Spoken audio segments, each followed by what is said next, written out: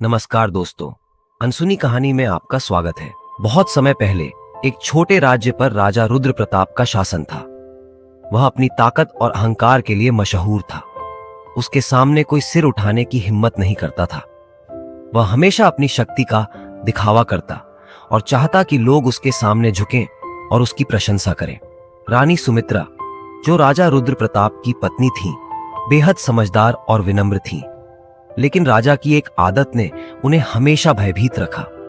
राजा को अपनी निशानेबाजी पर बड़ा गर्व था और उसने एक बार मजाक में कहा था कि वह किसी भी वस्तु पर निशाना साध सकता है, चाहे वह कितनी भी छोटी क्यों ना हो।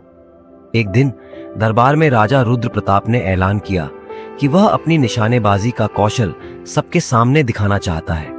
उसने एक चुनौती रखी। वह रानी के नाक के नथ से एक तीर निकालेगा और तीर सीधे निशाने पर जाकर लगेगा। दरबार में मौजूद सभी लोग हैरान रह गए। रानी सुमित्रा का चेहरा डर के मारे पीला पड़ गया। राजा का यह घमंड भरा खेल उनकी जान के लिए खतरनाक साबित हो सकता था। लेकिन राजा को अपनी शक्ति का इतना घमंड था कि उसने रानी के डर को नजरअंदाज कर दिया। रानी ने हाथ जोड़कर राजा से निवेदन किया, महाराज, यह खेल बहुत खतरनाक है। अगर आपका तीर थोड़ी सी भी चूक जाए तो मेरी जान जा सकती है। राजा अहंकार से हंसा और बोला, रानी, क्या तुम मुझ पर विश्वास नहीं करती?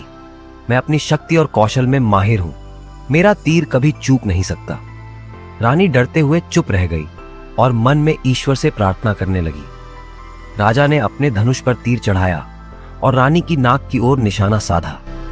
पूरे दरबार में सन्नाटा छा गया। सभी की सांसें थम गईं। राजा ने घमंड के साथ तीर चलाया, लेकिन ऐन मौके पर रानी की आंखों में आंसू देखकर उसका ध्यान भटक गया। तीर अपने निशाने से चूक गया और रानी के गाल को छूता हुआ निकल गया, जिससे वह घायल हो गई। राजा ने देखा कि उसकी अहंकार भरी कोशिश ने रानी को दर्द दिया। उसकी यह छोटी सी भूल उसे समझाने के लिए काफी थी कि उसका अहंकार उसकी अपनों की जान खतरे में डाल सकता है। रानी का भय और उसकी चोट ने राजा को भीतर तक झकझोर दिया। वह समझ गया कि उसकी शक्ति का घमंड ही उसकी सबसे बड़ी कमजोरी है। उस दिन के बाद राजा रुद्र प्रताप ने अपनी ताकत और अहंकार का दिखावा करना छोड़ दिया और विनम्रता से राज्य चलाने का प्रण लिया। उसने रानी सुमित्रा से माफी मांगी और उसे विश्वास दिलाया कि वह अब कभी ऐसा घमंड नहीं करेगा। हमारे चैनल अनसुनी कहानी को सब्सक्राइब करना न भूलें और बेल आइकॉन को दबाएं ताकि आपको हमारी नई कहानी की जानकारी मिल सके। धन्यवाद और फिर मिलेंगे एक नई कहानी के साथ।